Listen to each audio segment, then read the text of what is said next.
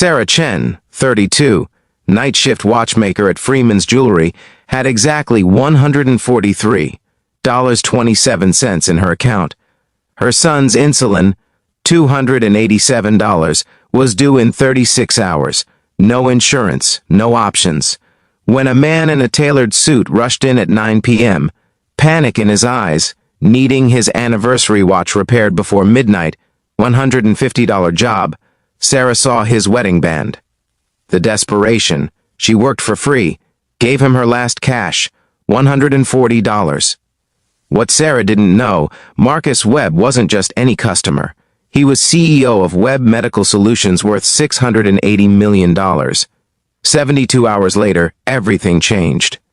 Before we continue Sarah's story, if you believe in the power of kindness even when life is crushing you, please subscribe to Everyday Kindness Stories and hit that notification bell.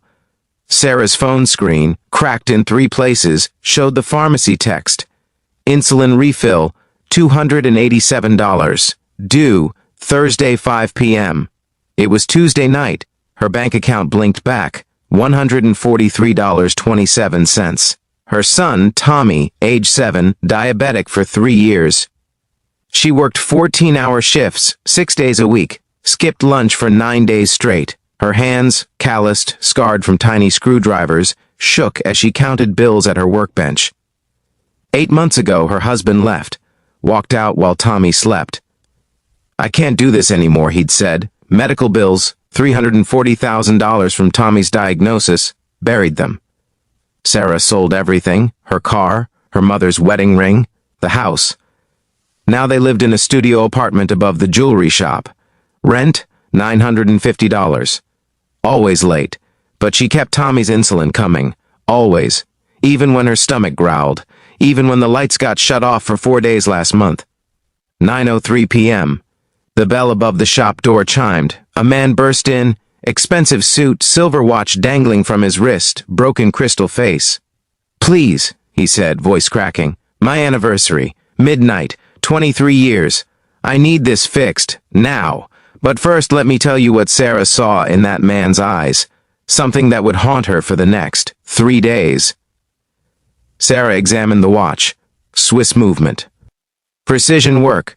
3 hours minimum. $150 fee.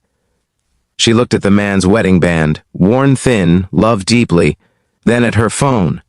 Insulin, $287, 36 hours.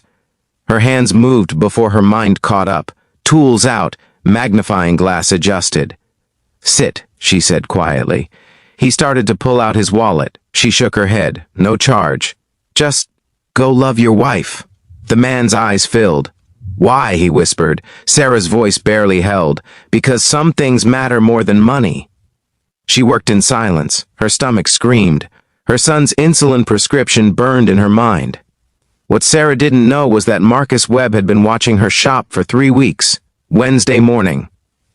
6 a.m. Sarah woke to Tommy's monitor beeping.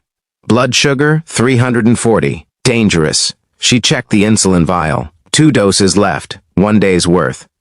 The pharmacy opened at 9 a.m. She called. "Your card was declined, Mrs. Chen. $143.27 wasn't enough. Not even close." Her boss walked in. "Sarah, you worked for free last night. That's $150 lost revenue." "I'm sorry. I have to let you go, just like that. No job." But her elderly neighbor, Mrs. Rodriguez, knocked softly. Left a bag of groceries, no note, just bread, milk, apples. Wednesday night. Sarah sat at her kitchen table, scarred wood, wobbly leg, and counted change. Couch cushions, coat pockets, old jars, $47.82. Added to her account, $191.09. Still $96 short. Tommy slept in the next room. His breathing, steady now, but for how long?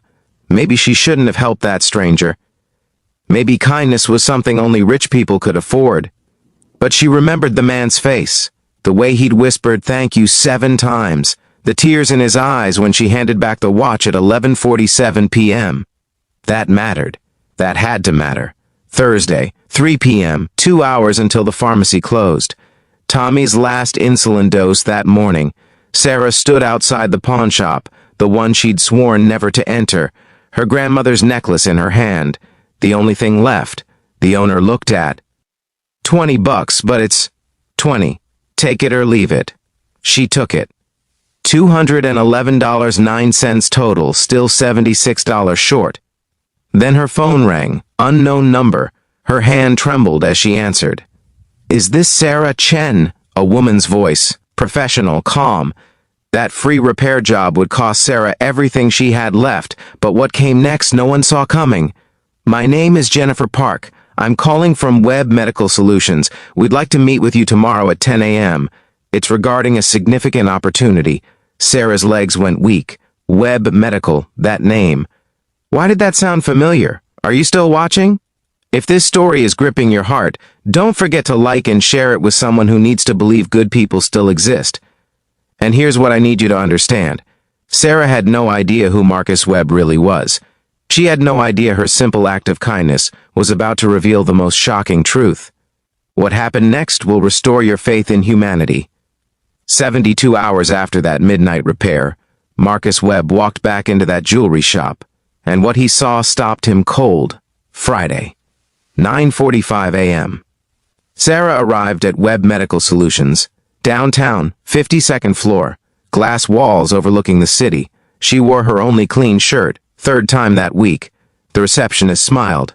"Miss Chen, he's waiting." She walked into the corner office and froze. The man from Tuesday night stood by the window, but different, powerful, in control. He turned, recognition flashed across his face. "Sarah Chen, please sit." His voice, the same desperate voice now steady. "I need to tell you who I am. My name is Marcus Webb, founder and CEO of Webb Medical Solutions. We manufacture insulin and diabetes management technology. Net worth, $680 million. Annual revenue, $1.2 billion. Tuesday night, you saved more than my anniversary. The reason Marcus had been testing Sarah and 89 other people would break your heart." Marcus's hands clasped together. 6 years ago, my daughter Emma died. Type 1. Diabetes. She was 9 years old. We had all the money in the world, but she died because we missed the signs, didn't take it seriously enough. His voice cracked. Before she passed, she told me, "Daddy, help the people who can't afford their medicine," so I started a foundation, $200 million, dedicated to providing free insulin. But I needed someone to run it, someone who understood the desperation, the impossible choices.